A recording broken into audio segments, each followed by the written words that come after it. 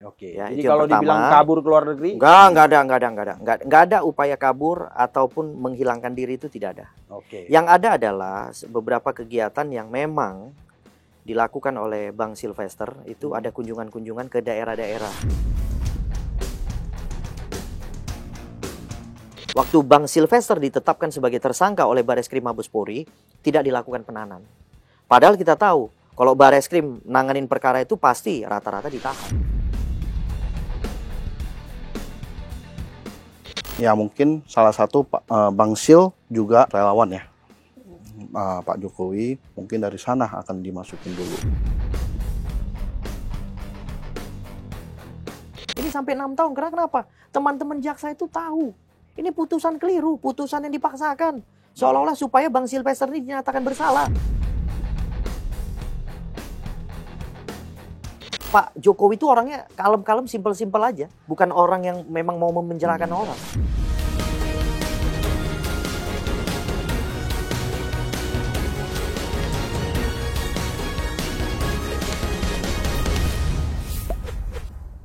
Oke, pemirsa cumi-cumi.com dimanapun berada, kembali lagi kita ke spesial interview. Nah, hari ini tamu saya lagi-lagi spesial lah, istimewa. Siap. Ada Bang Dr. Lecumanan di sini, Wakil Ketua Pradi Bersatu dan sekaligus pengacara dari Sylvester Matutina. Siap. Pengacara Bang Rasman juga ya? Pengacara Bang Rasman Arif Nasution. Yang melaporkan Roy Suryo dan kawan-kawan juga? Iya. Jadi selaku pelapor juga di perkara melaporkan Roy Suryo CS terkait dengan penghasutan. Siap. Ya, itu kasus ijazah palsu. Kasus ijazah palsu. Ya. Dugaan kasus palsu. Dugaan ijazah palsu. Oke. Yang di sebelahnya rekan saya selaku wakil bendara di Pradi Bersatu. Iya, selaku rekan daripada Pak Sylvester juga. Oke. Bang siapa namanya, Bang? Wicandres. Iya. Oke, Bang Wicandres. Nah, malam ini kita mau ngobrol dengan Bang Lecumanan dengan Bang Wicandres ini tentang isu yang lagi rame. Dulu Pak Bang Sil sering di sini juga. Ya, ngomong tentang ijazah palsu waktu lagi panas-panas itu. Lagi panas-panasnya, Bang Sil 3 atau 4 kali di sini. Dan sejak 2 bulan kalau nggak salah ya. 2 bulan. Hampir lah ya. 2 bulan lah. Ya, 2 bulanan lah ya. 2 bulan. Kurang lebih 2 bulan. Vakum beliau ya. Betul. Di semua TV nggak ada. Biasanya ada dunia di entertainment. Aiman ada di Rakyat Bersuara. Betul. Di Rakyat Bersuara. Di interupsi juga. Iya, CNN dan kurang lebih 2 bulan terakhir ini abang kita Bang Sil itu absen dulu. Iya. Orang bilang ini keluar dari peredaran ini ya. Absen dari dunia hiburan. Oke. Dan yang sangat membuat kita kaget itu adalah apa yang terjadi dengan beliau. Ditengarai Bang Sil itu terlibat persoalan kasus lama sebenarnya ya. Iya, kasus yang sudah 6 tahun yang lalu. 6 tahun yang lalu. Kita mau dengar dulu dari Bang Lecu. Bang Sil itu ada di Jakarta apa di mana? Iya. Setahu saya Bang Sil itu ada di Jakarta, tidak kemana-mana. Oke. Ya, jadi kalau dibilang kabur ke luar negeri? Nggak ada upaya kabur ataupun menghilangkan diri, itu tidak ada. Oke. Yang ada adalah beberapa kegiatan yang memang dilakukan oleh Bang Sylvester, itu ada kunjungan-kunjungan ke daerah-daerah. Antara lain untuk mensosialisasikan terkait dengan UMKM, pembenahan terhadap UMKM.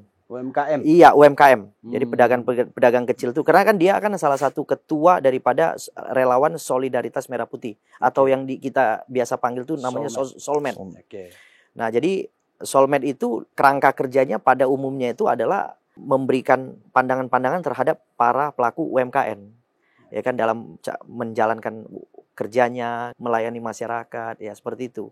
Jadi makanya yang dilakukan Pak Sil saat ini adalah ada kunjungan ke beberapa daerah dalam rangka sosialisasi terhadap para pelaku UMKM.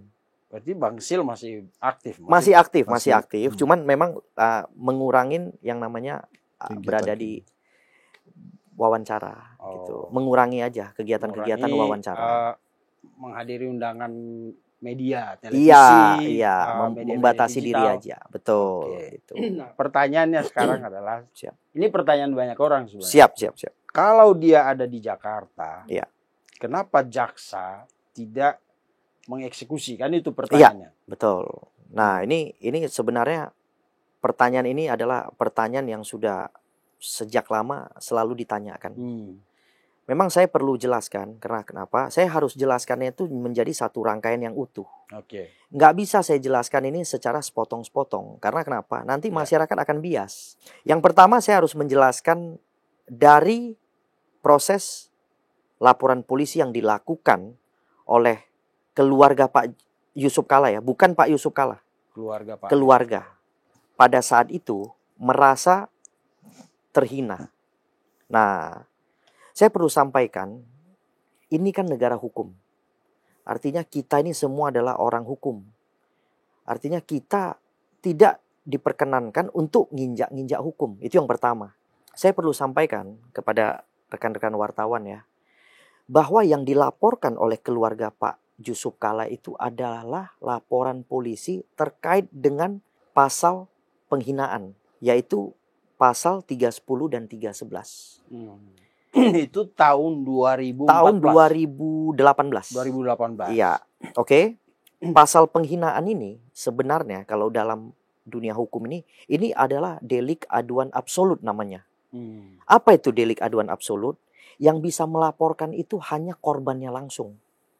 Itu yang pertama dulu. Ini biar utuh ya kerangka cerita ini biar utuh. Ketika Bang Sylvester melakukan suatu orasi, pada saat itu Pak JK itu adalah sebagai lambang negara, yaitu wakil presiden. Oke, dia itu merupakan lambang negara, yaitu wakil presiden, yang kemudian dalam orasi yang disampaikan oleh Bang Sylvester itu adalah tanpa niat. Jadi namanya orang berorasi itu kan bebas mengeluarkan pendapat. Itu kan dijamin oleh pasal 28 Undang-Undang Dasar. Bahwa siapapun yang melakukan orasi, mengeluarkan pendapat itu sah saja, tidak ada masalah. Tidak ada sanksi hukumnya. Nah akhirnya ada mungkin kegelincir ya ini bahasa yang disampaikan oleh Bang Sylvester yang kemudian ditangkap oleh keluarganya Pak JK. Kemudian salah satu anaknya Pak JK melaporkanlah Bang Sylvester ini kepada Mabes Polri. Melaporkan di sana, dan yang lucu laporan ini tidak pernah memanggil Pak JK, Pak Yusuf Kalla. Tidak pernah Pak JK itu diperiksa dalam proses penyelidikan selaku korban ya. Oke, karena kan yang disampaikan ya ini dalam orasi itu kan ada menyinggung nama Pak JK. Sementara yang dilaporkan pasal 310 311 terkait dengan penghinaan itu jelas delik aduan absolut. Korbannya yang harus datang untuk melakukan pelaporan. Korban langsung. Iya, seperti Pak Joko Widodo. Datang ke Polda melaporkan langsung. Ya kan? Nah, ini tidak. Nah, akhirnya entah bagaimana laporan itu jalan. Laporan dari yang melaporkan adalah anaknya Pak JK itu jalan. Proses penyelidikan, proses penyidikan, kemudian sampai ke proses penetapan tersangka. Jalan ini barang. Oke? Tapi memang kita apresiasi polisi tidak melakukan penahanan. Waktu itu saja. Waktu Bang Sylvester ditetapkan sebagai tersangka oleh Bareskrim Mabes Polri, tidak dilakukan penahanan. Padahal kita tahu, kalau Bareskrim nanganin perkara itu pasti rata-rata ditahan. Gitu. Nah, tapi faktanya ini tidak dilakukan penahanan. Jadi kita apresiasi dulu tindakan polisi, artinya ya berimbang. Walaupun ada laporan, tidak dilakukan penahanan. Karena kenapa? Mereka tahu ini lemah. Ya, delik pasal yang disangkakan ini lemah. Ya kan, bisa saja tidak mendasar. Tapi karena atensi politik, atensi ada seseorang yang duduk selaku mungkin pejabat negara, yang kemudian akhirnya polisi itu sudahlah, daripada ini nanti kita ditelepon kanan kiri ya kan, udah jalan aja. Akhirnya jalan. Dan yang saya kagum itu kepada Bang Sil itu, dia memperkenankan laporan yang salah itu jalan, Bang Vincent. Padahal dia kan lawyer. Itu kan laporannya salah. Yang melaporkan wajib korban. Tapi tidak, ini malah orang lain yang bukan korban yang melaporkan, dan dia memperkenankan itu laporan itu jalan. Akhirnya jalan sampai penetapan tersangka, sampailah ke persidangan. Memang di persidangan juga Bang Sylvester tidak ditahan. Ya. Oke, di kejaksaan juga tidak dilakukan penahanan, cuman didatang bersidang saja, sampai kemudian diputus bersalah pada tahun 2019. Oke. Kalau seingat saya bulan 5 itu. Pertanyaannya, Iya. kan tadi Bang Lecu bilang harusnya kalau dari konstruksi hukum, Iya. itu kan delik aduan murni ya. Delik aduan absolut. Absolut. Artinya harusnya, tapi kenapa sampai berjalan prosesnya? Nah, jelas di sini ada kekuasaan yang menekan. Hmm. Ini udah jelas. Ya kita lawyer kita tahu lah semua. Ada suatu power, suatu kekuasaan yang kemudian menekan proses laporan itu sampai ke penetapan tersangka hingga di persidangan. Oke. Nah, saya tidak tahu siapa yang menekan itu, saya nggak tahu. Tapi yang bisa saya gambarkan adalah Pak JK saat itu adalah wakil presiden. Kemudian mungkin ada bahasa Bang Sylvester yang kemudian menyinggung Pak JK. Pak JK. Kemudian salah satu instrumen digunakanlah keluarga daripada Pak JK, mungkin anaknya, melakukan suatu laporan polisi. Yang kemudian laporan polisi itu karena tahu bahwa ini bersinggungan terkait dengan posisi Pak JK, maka laporan itu jalan sampai ke ujung. Lalu 2019 Bang Sylvester divonis. memperoleh putusan bersalah 1,6 satu tahun 6 bulan. 1 tahun dulu. Ah, 1 tahun. Oh, Iya. Di pengadilan negeri 1 tahun. Kemudian Pak Sylvester mengajukan banding. Menjadi 1 tahun 6 bulan. 1 tahun 6 bulan. Kemudian mengajukan lagi kasasi. Akhirnya di tingkat kasasi diperkuat lagi menjadi 1 tahun 6 bulan tetap. Dan itu 2019. 2019. Semua berada di 2019. Tetapi dalam putusan Pak Sylvester itu tidak ada perintah untuk dilakukan penahanan. Nah, jadi teman-teman harus paham ya.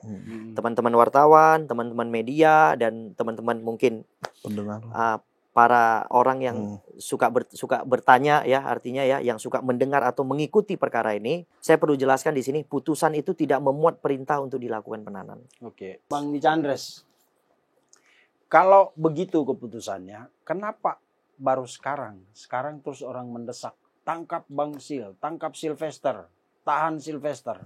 Jadi menurut saya ini kan mungkin ada isu-isu lain ya. Nah, kebetulan Bang Sil ini juga salah satu pendukung setia Pak Jokowi. Dan Pak Prabowo juga. Dan Pak Prabowo juga. Nah, jadi kan sekarang isu-isu hangat ini kan tentang ijazah palsunya Pak Jokowi. Banyak yang menyerang Pak Jokowi saat ini, tapi tidak masuk. Jadi dicarilah, ya mungkin salah satu Bang Sil juga relawan ya. Pak Jokowi mungkin dari sana akan dimasukin dulu. Ini dugaan saya. Nah, mungkin dari sana mencari celah untuk menjatuhkan Pak Jokowi. Seperti itu. Bagaimana juga ini kan sudah daluarsa. Ya, juga ada KUHP ya, di dalam KUHP. Nah, harusnya ya kalau memang tidak dilakukan eksekusi, berarti ini kan ya jaksa juga tahulah. Ya kan udah tahu hukum yang mana akan dijalankan. Seperti itu. Nah, itu juga kan yang jadi pertanyaan orang. Kenapa tidak ditahan? Ternyata tadi keputusannya seperti itu. Nah, kenapa lembaga kehakiman atau kejaksaan yang tahu keputusan itu tidak menyampaikan itu ke publik? Nah, jadi ini perlu kita sampaikan. Saya bisa pastikan kejaksaan sampai kapanpun tidak akan mau membahas terkait dengan pasal 8485 yang ada di dalam KUHP. Karena kenapa? Ada asas hukum yang mengatakan bahwa hukum yang dibuat, mau kita tahu atau tidak, kita sudah harus dianggap tahu terkait hukum tersebut. Oke? Artinya apa? Adapun suatu aturan yang dibuat, yang baru, walaupun kita tidak tahu, ketika peraturan itu telah diundangkan, maka kita wajib dianggap tahu. Seperti itu. Tahu nggak tahu? Tahu. Harus dianggap tahu. Dianggap tahu. Iya. Jadi artinya apa? Kalau pihak kejaksaan membahas terkait dengan pasal 8485, wah ini kacau. Kenapa saya bilang kacau? Nanti seluruh orang yang mungkin benar-benar bersalah, dia akan menggunakan celah ini untuk bebas dari hukum. Nah, ini bahaya. Ini bahaya.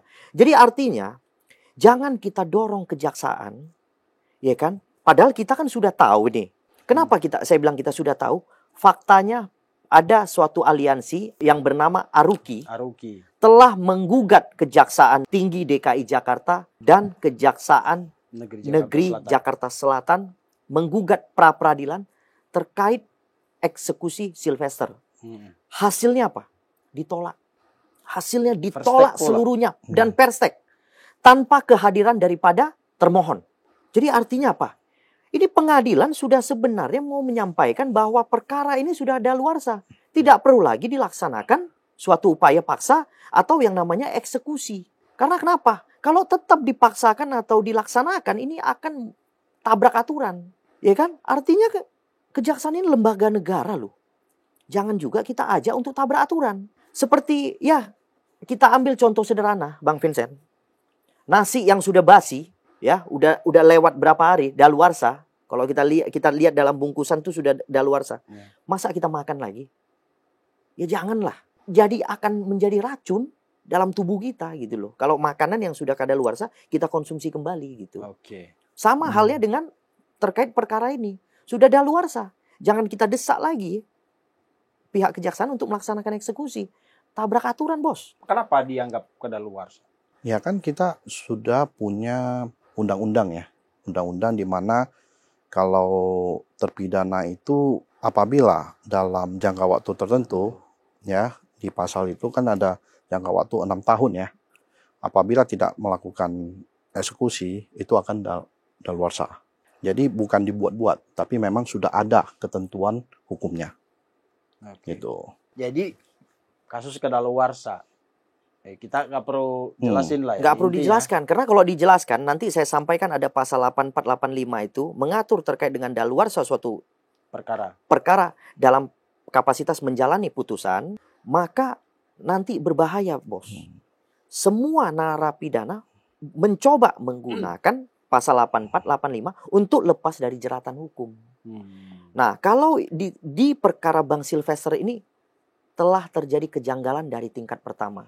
Kenapa saya bilang janggal? Yang pertama, pengadilan tingkat pertama itu salah menerapkan hukum. Karena kenapa? Jelas 310 311 seluruh Indonesia tahu kok. Seluruh pengacara ahli semua tahu. Ini delik aduan absolut. Artinya siapa yang menjadi korban dia yang harus melaporkan.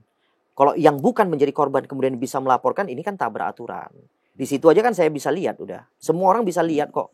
Ya kan, kenapa hukum ini kita injak-injak gitu loh. Dari tingkat pertama, Bang Sylvester mempersilahkan hukum itu dipermainkan. Dan mempermainkan dirinya, itu sudah. Di tingkat kedua, sama. Majelis hakimnya juga menerapkan hukum secara salah. Artinya keliru dalam menerapkan hukum. Yaitu apa? Memberikan hukuman tambahan berupa 1 tahun 6 bulan. Jelas.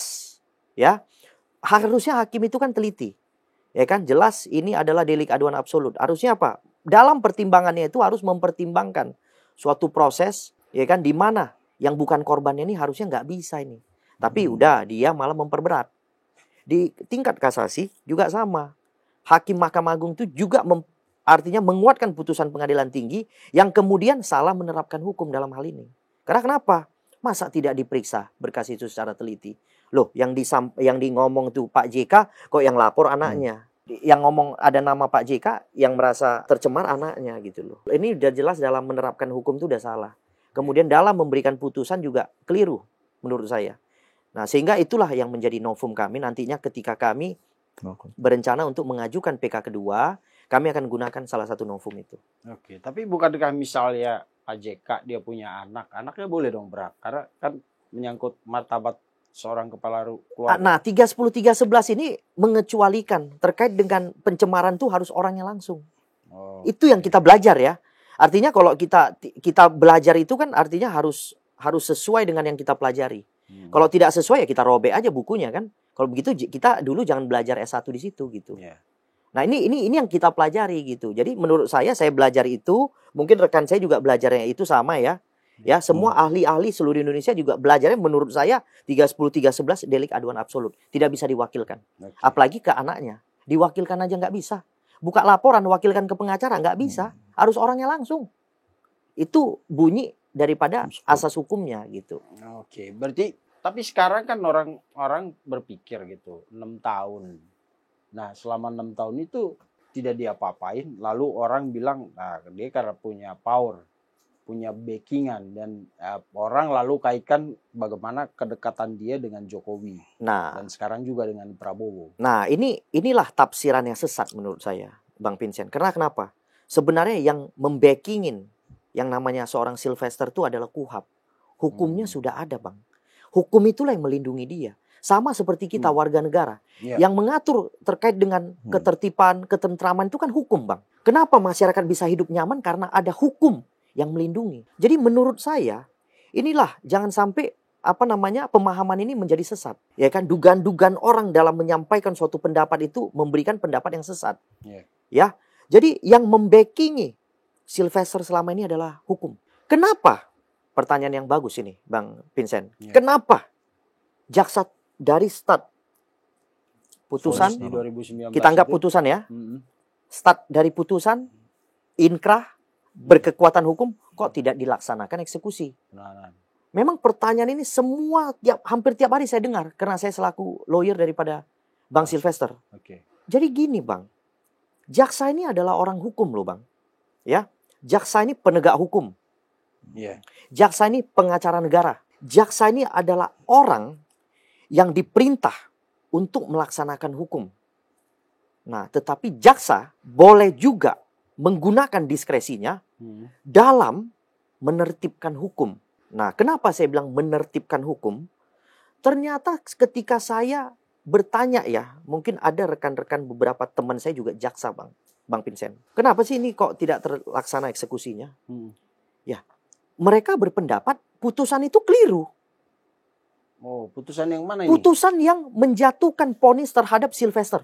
Putusan itu keliru. Kenapa dibilang keliru? Karena putusan itu harusnya pengadunya atau pelapornya atau korbannya adalah Pak JK. Tapi dalam putusan itu tidak pernah Pak JK diperiksa. Baik di tingkat penyelidikan, penyidikan, penetapan tersangka, baik itu di peradilan. Nggak pernah, Bang Vincent. Jadi mereka beranggapan putusan itu keliru. Sehingga kalau putusan itu keliru, mereka tidak berhak untuk melaksanakan putusan yang keliru. Gitu, Bang Vincent. Oke, Apalagi ditambah dengan putusan itu sampai sekarang belum pernah nyampe ke Bang Sil. kepada Bang Sil.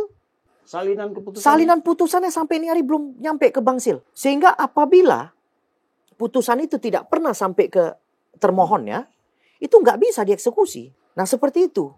Jadi artinya teman-teman kejaksaan ini punya pendapat yang lebih lebih akurat gitu. Terkait dengan putusan itu, mereka tahu bahwa putusan itu adalah putusan yang keliru. Ketika kita melihat atau memperoleh suatu putusan yang keliru, kita tahu negara ini negara hukum, Bang. Gak bisa putusan yang salah itu dilaksanakan, Bang. Oke. Itu akan sangat-sangat carut marut negara ini, Bang. Iya. Seperti itu, Bang. Lalu Vincent. Bang susah banget. Wicandres. Bang Chandres. Bang Chandres saja. Bang Wi. Iya, lebih Bang Wi. mudahnya. Kalau kan orang bertanya, kalau nggak salah, kalau hukumnya emang tidak, putusannya tidak mewajibkan, mengharuskan si Bang Sil itu ditahan, kenapa menghilang? Nah, Ini pertanyaan banyak orang. iya. Kalau nggak salah, kenapa hilang?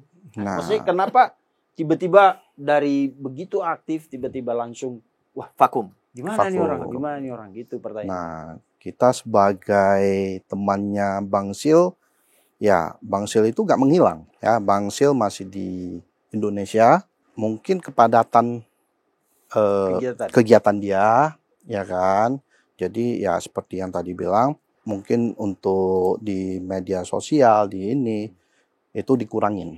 Oh, Untuk sementara waktu, ini bukan bukan menghilang. Orang bilang ini cipta kondisi nih biar Enggak, nggak muncul dulu, enggak dong. ditiarap dulu kan gitu. Masih Ini ada di pasti sini disuruh kok. nih, tiarap dulu. Ini Bang Sil pasti denger nih, ya Iya, ketawa-ketawa. iya, Apain benar. siapa yang nyuruh saya gitu. Tapi enggak ada. Masih ada di Indonesia. Ya. Tidak akan, ya enggak hilang lah. Oke. Hanya mengurangi kegiatan di media sosial, di TV, ya. Seperti itu aja. Tapi saya nggak tahu bagaimana perasaan situasi yang dia hadapi. Tapi Ya. saya yakin dia tertekan karena dia kalau dilihat itu termasuk relawan yang sangat heroik. Ya, Bukan benar. cuma membela Jokowi ya, Betul. tapi juga Pak Prabowo. Betul. Saya lihat beberapa video dia begitu dekat sama Pak Prabowo. Lalu selama ini termasuk salah satu relawan yang cukup gigih. Bukannya maksudnya meluruskan isu-isu misalnya Ya. waktu itu tentang Jokowi, kita beberapa kali hadirkan Bang Sil di sini dia jelaskan tentang ketika ijazah Pak Jokowi Iya, dibilang betul. dibuat di Pramuka. Iya, itu dia orang yang paling sangat marah itu. Iya, dan Artinya. dia punya data yang detail tentang video foto-fotonya Pak Jokowi. Betul. Kenapa kacamata, sejak kapan pakai kacamata dan lain-lain itu. Dan saya kira dengan sekarang muncul lagi isu Gibran, beliau lumayan tidak tenang gitu di Betul. ini ya. Betul. Gitu. Lalu gimana Bang? Apakah kan secara hukum dia nggak salah dong? Dia nggak salah. Maksudnya- Kalau Kalaupun pandangan vonis, saya ya, maksudnya artinya walaupun saya selaku pembela ya, Ya. justru saya adalah orang yang harus membela. Karena kenapa? Ada produk hukum yang salah diterapkan, yang berusaha untuk menjatuhkan dia. Nah ini jelas, Oke. saya harus membela sampai dunia kiamat pasti saya bela ini. Itulah tugasnya pengacara. Karena pengacara itu adalah apa? Orang yang berpikir, Bang. Berpikir. Ketika ada suatu putusan yang keliru, kita akan berpikir bagaimana, ya kan? Bagaimana mengantisipasi proses-proses yang akan berjalan ketika putusan itu keliru, gitu. Jadi artinya tugas kita lah Ya. selaku pembela, Bang Vincent. Iya, terlepas dari misalnya pasal tadi yang Iya, yang terlepas dari pasal yang memang sudah ada, ya kan? vonisnya Vonisnya pun tidak mengharuskan. Vonisnya juga tidak mengharuskan. Sekarang prinsipnya gini, Bang Vincent. Kalau memang putusan itu putusan menghukum, itu biasanya sudah diperintahkan. Ditahan. Langsung. Ya. Ada pemberitahuan, perintah dalam putusan untuk melakukan penahanan terhadap si terdakwa. Itu biasanya ada. Tapi di putusan ini, jadi hakimnya ini gini. Menurut saya ya, Bang Vincent, seolah-olah berkeyakinan seorang Sylvester ini salah. Seolah-olah. Jadi artinya gini, udahlah kamu saya hukum. Kan nggak saya perintah tahan. Gitu loh. Ya kan? Tapi kan jadi polemik ini. Putusan ini jadi polemik. Kenapa saya bilang polemik? Dipergunakan oleh orang-orang yang tidak berkepentingan untuk mencapai kepentingannya sendiri. Contoh, dipergunakanlah oleh Roy Suryo CS. Dalam kapasitas apa? Padahal korban bukan. Keluarga bukan. Emangnya Pak Roy ini keluarganya Pak JK kan bukan? Ya kan? Menuntut keadilan. Loh, harusnya dia itu kan orang yang doktor ya. Orang yang punya intelektual yang tinggi. Artinya harusnya dia lebih fokus, lebih jeli lah melihat suatu putusan. Yang mana putusan ini sudah keliru. Harusnya tidak mendorong-dorong. Ini malah didorong-dorong. Supaya seolah-olah proses hukum itu harus dijalankan gitu loh. Nah kita kan orang hukum kan, kita nggak boleh nginjak-nginjak hukum, Bang. Ketika putusan itu keliru, kita harus sampaikan ini keliru. Jangan dijalankan, kan begitu, Bang. Kalau tidak keliru, Bang, jaksa itu nggak nunggu, Bang, 6 tahun, Bang. Kalau saya terpidana, terdakwa, Bang Vincent, ya, kalau putusan itu tidak keliru, jaksa itu 2 hari 2 malam dan nunggu depan rumah saya, Bang Vincent. Nggak nunggu saya, nggak diperkenankan lah ke sana kemari, Bang Vincent. Ini sampai 6 tahun, kenapa? Teman-teman jaksa itu tahu. Ini putusan keliru, putusan yang dipaksakan. Seolah-olah supaya Bang Sylvester ini dinyatakan bersalah. Padahal apa? Bukan perbuatannya. Ketika seseorang berorasi itu jelas loh. Ya kan? Pasal 28 Undang-Undang Dasar. Melindungi, Bang. Imunitasnya ada, Bang. Kebebasan berpendapat itu, Bang. Di muka umum, di muka publik kan. Nah, tapi apa? Ini kok bisa dijadikan pencemaran. Dan bukan korbannya pula lagi, Bang. Kan lucu nih, Bang. Bukan korbannya datang melaporkan pencemaran. Loh, emang itu anak itu siapa sih? Apa kerugiannya gitu loh. Akibat orasi ini apa kerugiannya gitu. Tidak ada kerugian kok bisa melaporkan. Yang lucu bisa dilaporkan di Bareskrim. Padahal di Bareskrim itu harus ada tingkat kerugian material. Iya. Ya kan? Berapa M ya kalau 30 miliar. 30 miliar. Emang udah 30 miliar uangnya hilang, Bang. Nah, itulah yang menurut saya, Bang, putusan yang keliru. Yang diterapkan oleh hakim dari tingkat pertama sampai tingkat akhir. Yang kemudian menyebabkan teman-teman kejaksaan ini tidak akan bisa mengeksekusi terkait dengan putusan yang sudah keliru. Jelas putusan keliru. Lalu saya coba masuk dari pola pikirnya Roy Suryo. Mereka kan simple aja kan? Iya, siap. Sederhana aja. Ya nggak banyak inilah. Lalu mereka bilang ya kalau waktu itu memang nggak ditahan karena ya masih eranya Pak Jokowi misalnya begitu. Dan Bang Sil itu termasuk relawannya Pak Jokowi yang sangat heroik gitu. Ya nggak mungkin lah Pak Jokowi membiarkan relawannya yang sangat gigih membela beliau itu mendukung beliau. Tidak mungkin dia membiarkannya untuk masuk penjara. Itu kalau pola pikirnya Roy mereka. Oke. Gitu. Pertanyaan saya, Bang Vincent. Apa nggak lebih sakti Pak JK daripada Pak Joko Widodo? apa sih Pak Joko Widodo ini cuman orang kurus, ya. Pakaian juga cuman pakai kemeja seadanya. Kemudian ngomong juga ngomong orang pola-pola orang desa ngomong. Apa powernya sih, Bang? Apa nggak lebih power lagi, Pak? Dia presiden waktu itu katanya. Oke. Sebelum Pak Jokowi, Pak JK sudah pernah wakil presiden, Pak. Dan kalau dibandingkan kekayaan jauh loh. Kekayaan Pak JK dan Pak JK di Sulawesi itu orang terpandang, benar-benar orang terpandang. Dan orang yang punya power luar biasa se-Indonesia. Jadi menurut saya, Bang, kalau disampaikan ada perlindungan orang kuat, nggak ada, Bang. Yang ada KUHP inilah melindungi. Pasal 8485. Itulah yang melindungi Sylvester Matutina sampai ini hari tidak bisa dilaksanakan eksekusi. Kemudian yang kedua, inilah negara ini hebatnya. Punya jaksa-jaksa yang pandangannya itu netral, Bang. Tidak menggunakan atau tidak terkait dengan kekuasaan. Tapi netral penegakan hukum. Kenapa saya bilang begitu? Karena ada putusan yang keliru memutus bersalah Sylvester, tetapi tidak ada perintah untuk ditahan dan mereka berketetapan tidak melakukan eksekusi. Itu luar biasa. Oke, ya mereka luar biasa. Tapi yang nggak luar biasanya adalah kenapa mereka tidak berani untuk menyatakan kalau memang A ya A gitu. Bahwa ini secara hukum tidak bisa ditahan. Nah, ini kode etiknya, Bang. Bang Vincent. Kenapa saya bilang gitu? Nanti besok semua narapidana menggunakan pasal 8485. Menggunakan lawyer, kemudian menggunakan pasal itu, kemudian mengajukan semuanya mengajukan pra-peradilan, mengajukan gugatan. Ya kan? Akhirnya bisa carut marut ini keadaan negara, Bang. Makanya jaksa sampai ini hari tidak akan menyampaikan statement terkait dengan pasal 8485. Tidak akan. Saya berani jamin 10 tahun lagi tidak akan, Bang. Tidak akan bisa disampaikan itu secara publik. Karena kenapa?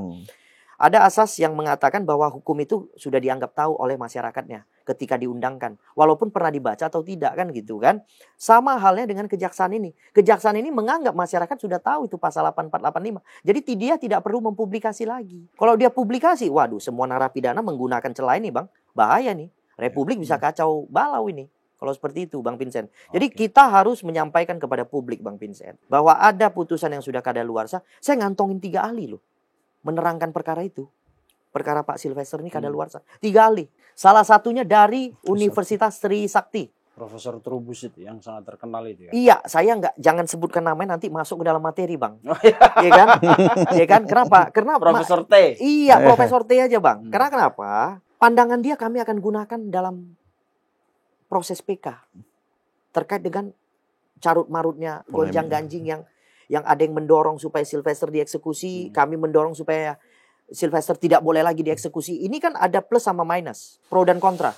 Sehingga untuk memberikan rasa kepastian hukum terhadap suatu kehendak pro dan kontra itu adalah putusan pengadilan. Nah, jadi kami akan menggunakan beberapa keterangan ahli itu dalam permohonan PK kami. Jadi makanya saya nggak boleh menyebutkan namanya Bang Vincent karena akan masuk ke dalam materi perkara, Bang Vincent. Kenapa harus PK? Bukannya nanti malah takut? Kita justru jangan takut, Bang. Kenapa saya bilang kita jangan takut? Kita kan sudah tahu itu pasal 8485 sudah kadaluarsa terkait dengan menjalankan putusan. Sehingga untuk memberikan suatu kepastian hukum, karena gini, terkait pasal yang ada di dalam KUHP itu eksekusinya adalah putusan, Bang. Ya kan? Turunannya itu adalah putusan. Ya kan, produknya nggak bisa kita nyampaikan. Oh ya, ini pasalnya ini. Udah ikuti aja. Nggak begitu, Bang Vincent. Pasalnya ada untuk memperoleh kepastian hukumnya berupa apa? Putusan pengadilan. Nah, bisa itu dari tingkat pertama, baik juga tingkat akhir, yaitu apa? PK. Ya kan? Dan sekali lagi saya mau sampaikan, Bang Vincent, PK ini untuk perkara pidana boleh 5 kali.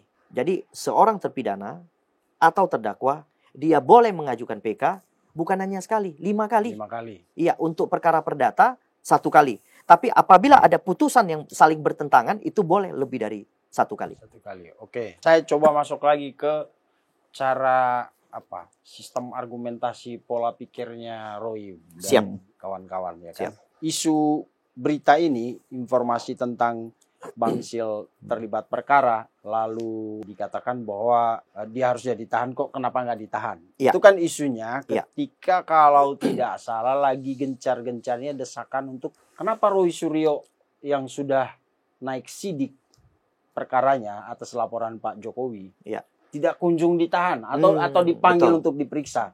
Lalu tiba-tiba ini. Nah, bisa nggak?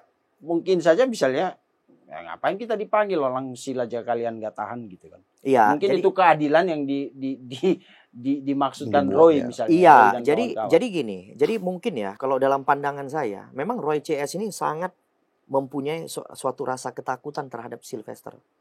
Karena kenapa? Sylvester ini adalah orang yang kalau dalam membela kebenaran itu sangat powerful. Sehingga inilah adalah sosok orang yang sangat ditakuti oleh Roy Suryo CS. Karena kenapa? Akibat daripada penyampaian yang pernah disampaikan oleh Bang Sylvester, akhirnya kami mengajukan suatu laporan polisi yang mengakibatkan laporan polisi itu naik penyidikan. Jadi memang laporan polisi yang sudah naik dalam ranah penyidikan ini akan ditakuti oleh semua orang, Bang. Siapapun itu, mau pejabat, mau orang sipil atau siapapun itu ketika suatu proses penyelidikan, laporan polisi naik ke tahap penyidikan, itu kita udah nggak enak tidur, Bang. Jadi sosok yang membuat mereka nggak enak tidur ini adalah Sylvester Matutina. Sehingga apa? Sehingga mereka berusaha melakukan sedaya upaya, semua upaya untuk supaya Sylvester ini ditahan. Dilakukan upaya paksa. Karena kenapa? Kalau Sylvester ini tidak ada, dianggap udah semuanya clear gitu. Nah, tapi kan ini bahaya, Bang. Sylvester itu kan membela yang benar, Bang. Ya kan, apa yang kami laporkan, apa yang kami sampaikan kepada pihak kepolisian itu memang fakta, Bang. Bahwa ini ijazah ini sudah asli. Ijazah Pak Jokowi asli. Ijazah Pak Gibran asli.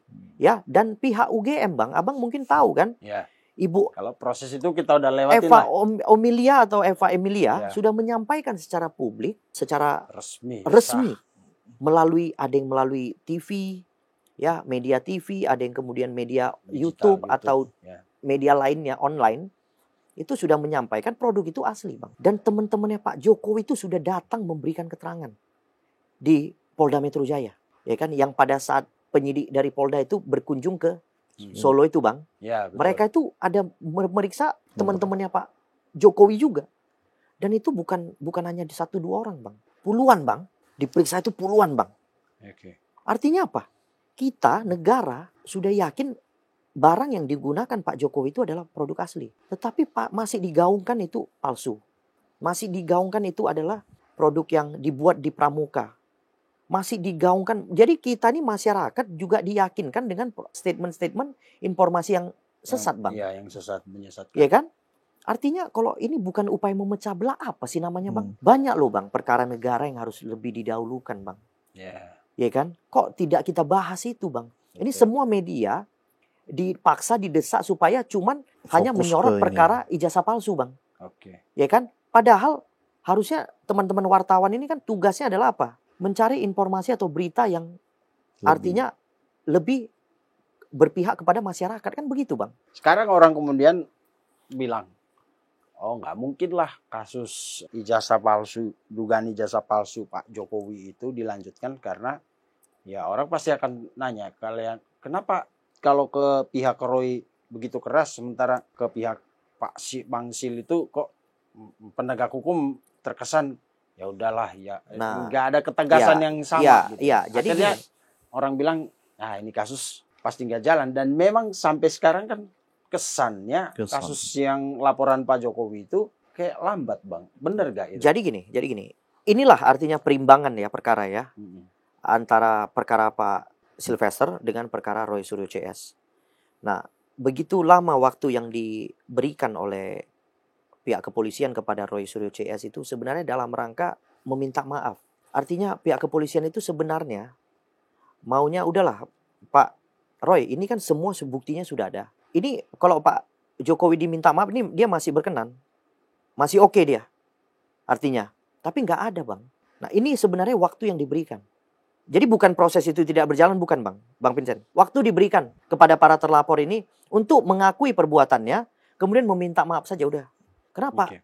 Pak Jokowi itu orangnya kalem-kalem, simpel-simpel aja. Bukan orang yang memang mau memenjarakan orang. Mengakui, ya, meminta maaf, pasti dimaafkan. Tapi kemudian kan orang jadi berpikir gini, sampai kapan kesempatan untuk meminta maaf itu? Karena efeknya adalah Roy dan teman-temannya itu malah terus menggaungkan. Iya, betul. Menggaungkan itu. Menggaungkan Kalau nggak palsu itu. Iya, betul. deadline itu gimana? Nah, jadi artinya gini, Bang. Penyidik juga kita berikan batas waktu, Bang.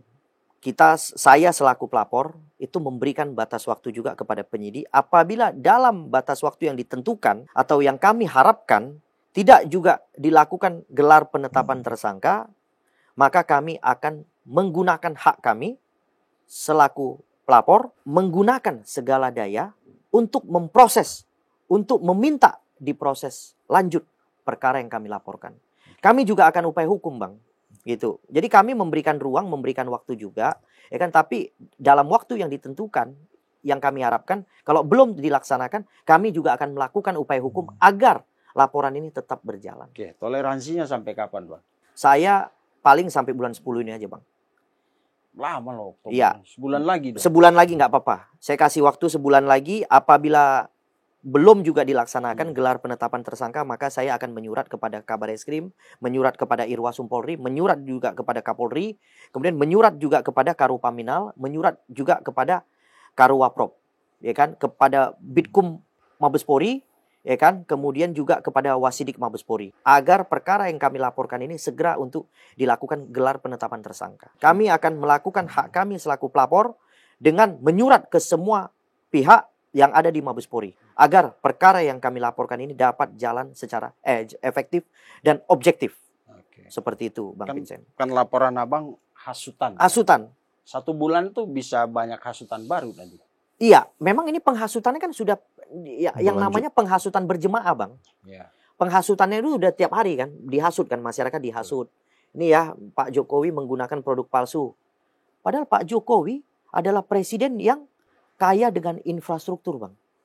10 tahun, Bang, Abang bisa lihat, Bang. Jalan dari Sabang sampai Merauke, Bang. Ya. Ya. Jadi saya keberatan, Bang, kalau Pak Jokowi ini memang dihina-hina, Bang. Itu yang pertama. Yang kedua, ini bisa saya sampaikan, ini Bapak pembangunan kedua, Bang, setelah Pak Harto. Ya. Karena kenapa? Bapak pembangunan jalan terpanjang, Bang, sepanjang sejarah bagi seorang presiden. Melaksanakan pembangunan jalan tuh terpanjang itu Pak Jokowi, nggak ada yang lain. Ya, semua presiden tuh kalah dengan pembangunan panjangnya jalan yang ada di Republik ini, Bang. Dari Sabang sampai Merauke, Bang. Nah, Tapi- bahkan Papua dulu nggak ada jalan, sekarang udah ada jalan, Bang. Ya. Tapi kemudian kalau kita bicara itu akan banyak lagi kritik ini. Banyak Bukan lagi kritik ya ini, kan. Bang. Nggak Betul, akan Bang. habis. Tapi Bang Wi, apa poin yang mau Abang sampaikan dari tadi dari kasus Bang Sil yang memang kan mau tidak mau kalau ngomong Bang Sil tuh kita bicara tentang ijazah palsu itu. Ya. Betul. Karena, ya ada benang keterkaitan. merahnya lah, ada Keterkaitan. Ya, Apa poinnya, Bang? poinnya ya untuk ijazah palsu ini ya udahlah, sudahin semua, ya kan. Jadi negara ini masih banyak yang lebih penting daripada kita membahas ijazah-ijazah palsu ini. Ya contoh perampasan aset, ya kan. Terus untuk masyarakat kita yang harus di perekonomiannya, ya kan, itu yang paling penting, ya kan. Jadi kalau kasus-kasus yang ijazah palsu udahlah, sudahin semua, ya. Maksudnya ada yang lebih penting di negara kita ini, itu yang paling penting.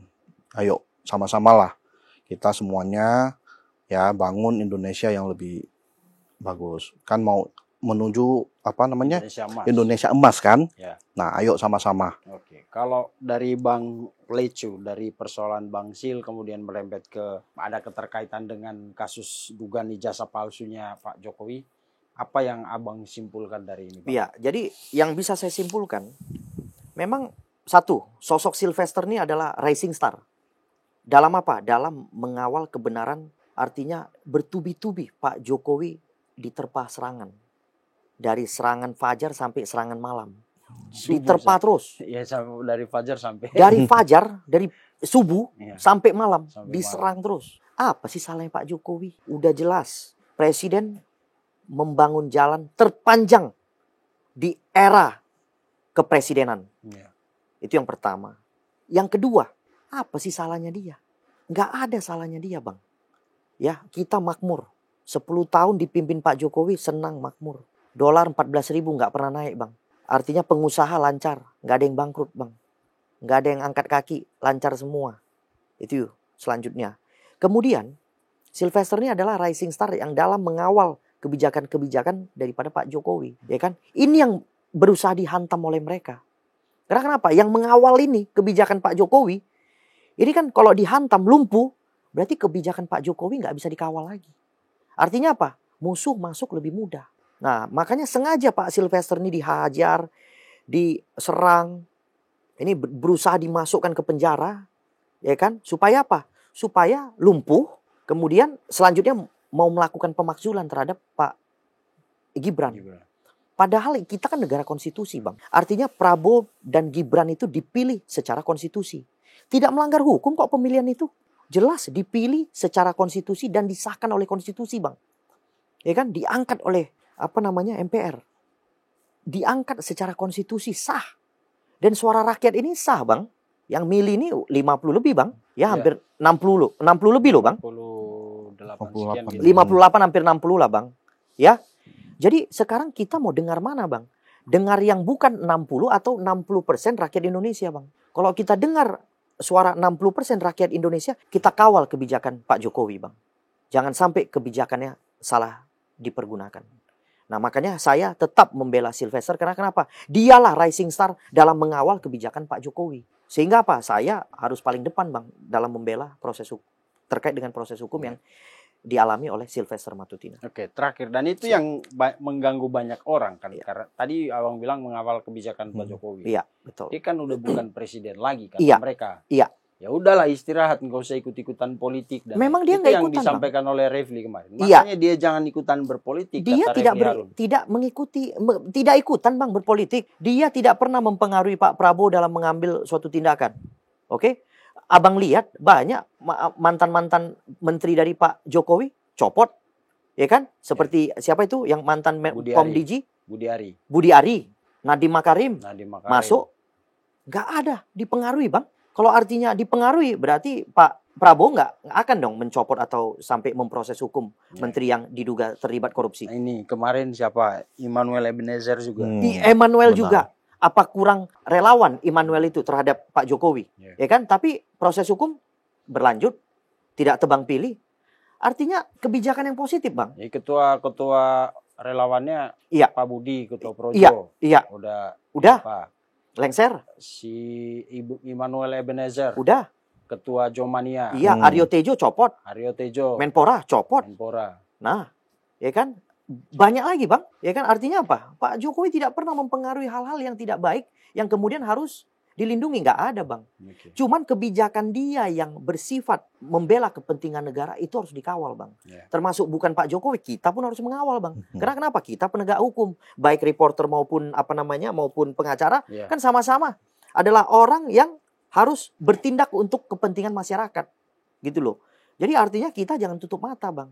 Dalam penegakan hukum ya memang yang benar kita bilang benar, salah kita bilang salah gitu. Ya, makin panas lagi kemarin ada pernyataan Jokowi meminta seluruh masyarakat menginstruksikan relawannya untuk mendukung Prabowo Gibran 2 periode. Nah, ini gini, sementara Bang. Di sisi lain ada upaya memaksulkan Gibran. Iya, jadi gini, Bang. Pandangan saya nih. Nah, ini agak menarik ini, Bang, untuk dibahas sebenarnya terkait dengan perintah atau ajakan agar dikawal.